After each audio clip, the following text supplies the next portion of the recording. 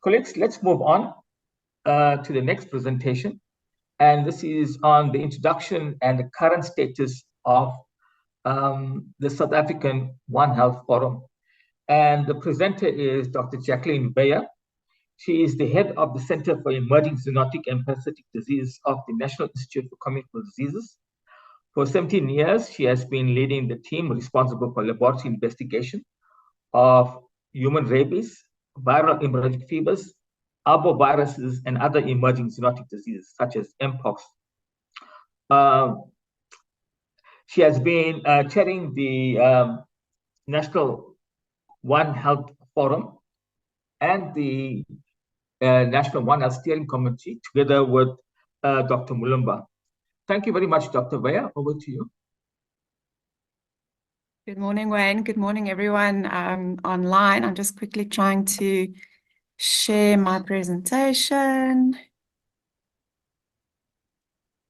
Wayne, I think I'm in good shape. Do you see it? Yes, we see it. Thank you.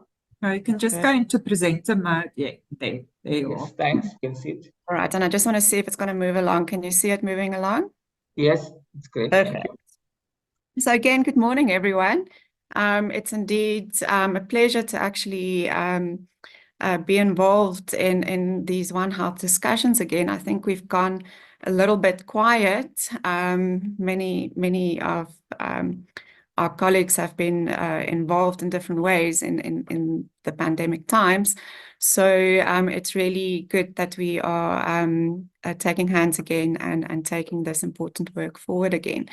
So we've heard from Prof. Marcotter about the international developments in terms of One Health. We've heard from Dr. Mulumba, African perspectives. And what I want to do for the next 10 minutes or so is just share with you what we've been able to do in terms of national activities, specifically as it pertains to the National One Health Forum. And of course, this webinar that you are participating in today is indeed an initiative of the National One Health Forum.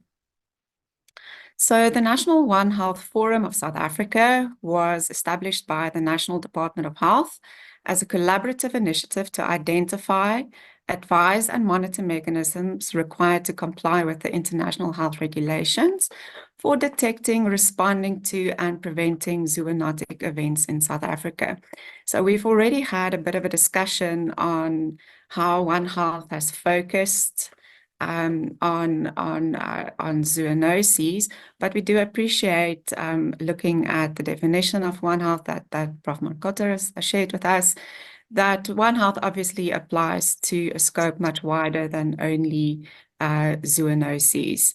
But it's easy to see. I think this is why One Health pretty much focused on zoonosis for such a long time. It's so easy to see and to rationalize why One Health matters and why One Health works in terms of the management of zoonotic diseases.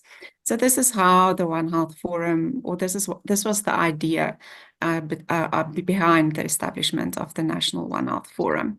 So it's an open forum, so anyone can join. So we include stakeholders from all the sectors that can be involved in One Health, and that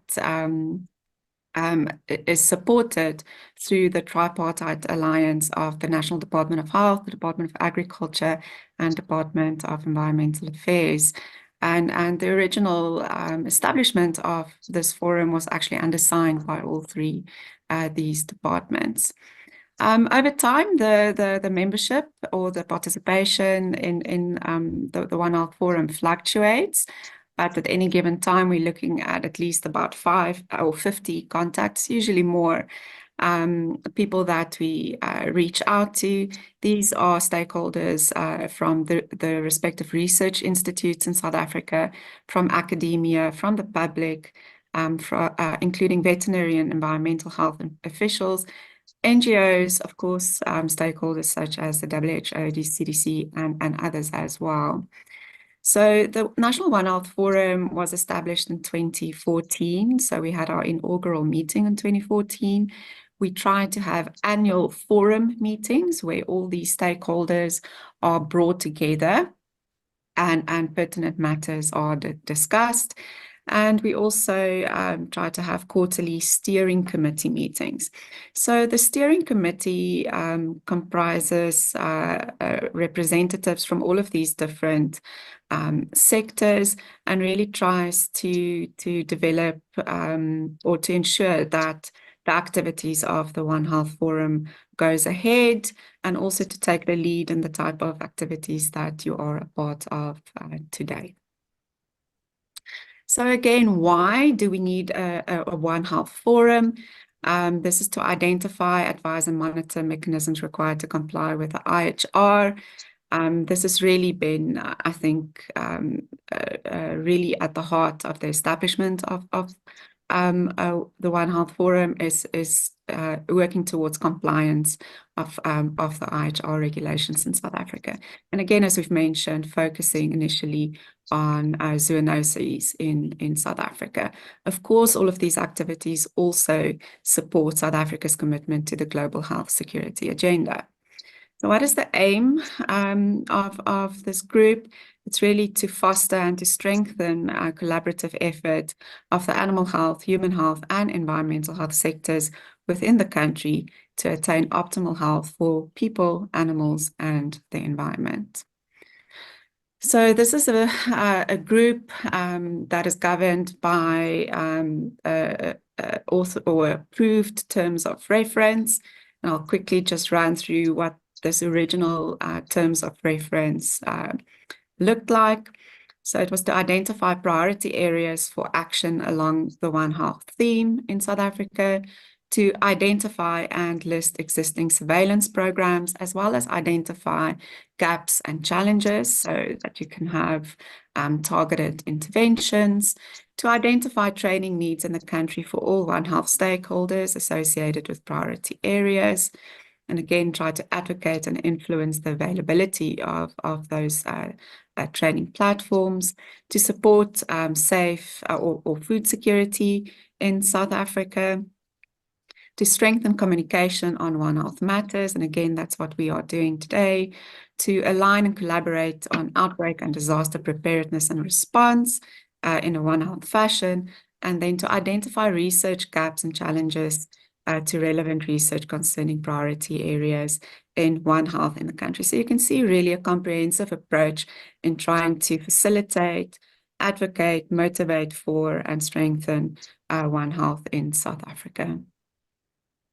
So the next couple of slides, I just want to quickly summarize maybe some of the milestones of this group since its inception in 2014, and also some of the current activities that are ongoing.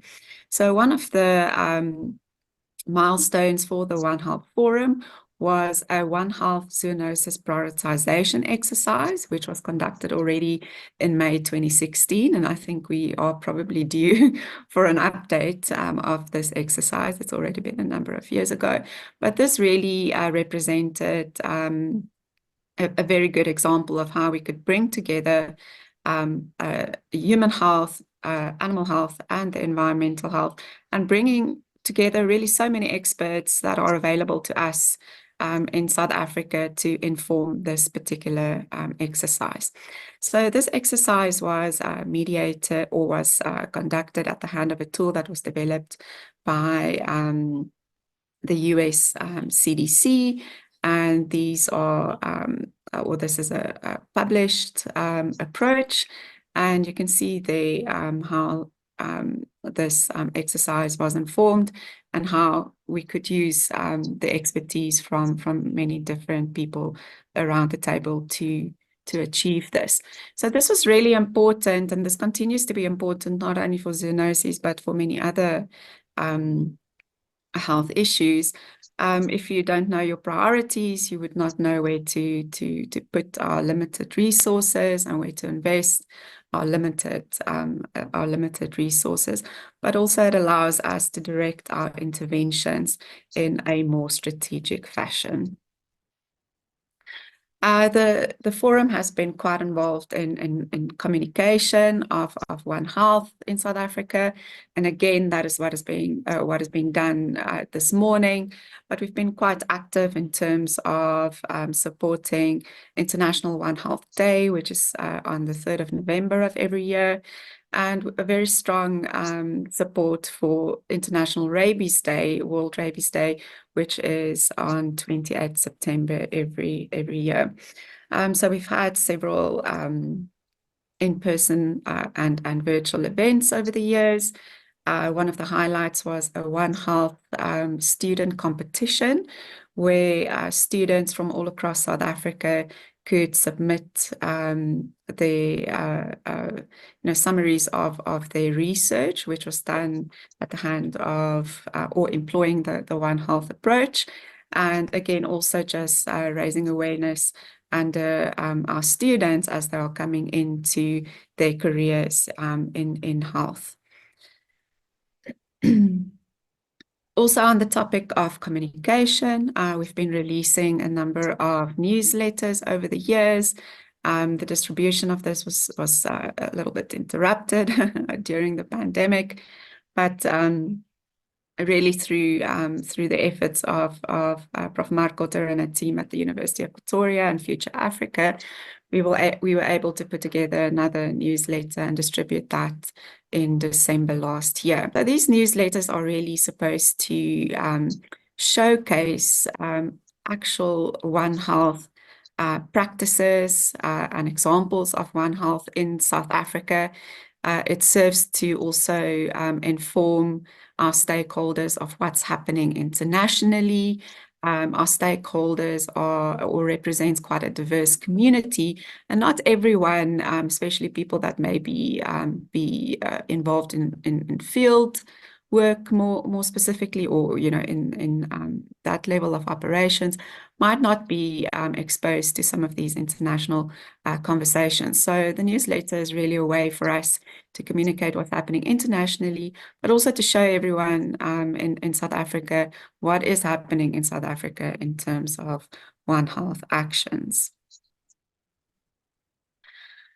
So again, some of our other key activities is really all, I would say, boiling down to how we support the implementation of the international health regulations in South Africa. So this is ongoing. There's reporting that's required, and I think if you're familiar with this program, if you're familiar with the reporting structures for the implementation of IHR, the eSPAR tool, the JEE activities, One Health really features quite strongly. And this also just shows us that it's an internationally recognized requirement for healthy health systems. And the One Health Forum has really been very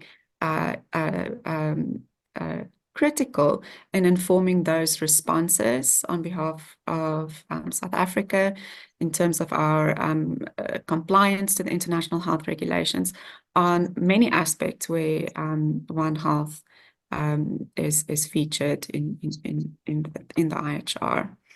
So later in today's program, you'll hear in a little bit more detail of some recent activities, including the National Bridging Workshop and the National One Health Plan Workshop.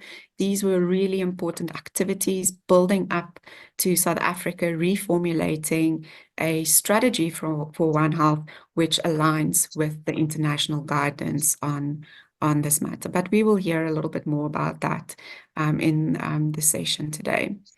Another activity that's on the cards for the One Health Forum is really to look again at our stakeholder engagement and to do formal stakeholder mapping, ensuring that all the relevant stakeholders are brought to the table as we move forward. We are also looking at a more formal governance structure proposal for One Health in South Africa, bringing different governmental departments, bringing different stakeholders, all with their own angles their own levels of authority in informing health in South Africa. To bring all of us together really does require some forethought and some strategic thinking. So a proposal for the governance structure for One Health in South Africa is also on the cards.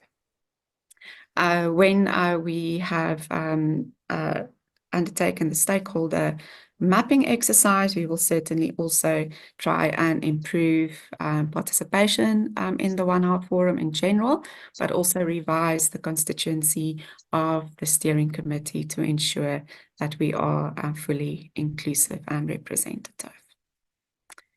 And I think with that, Wayne, I'm going to hand back to you.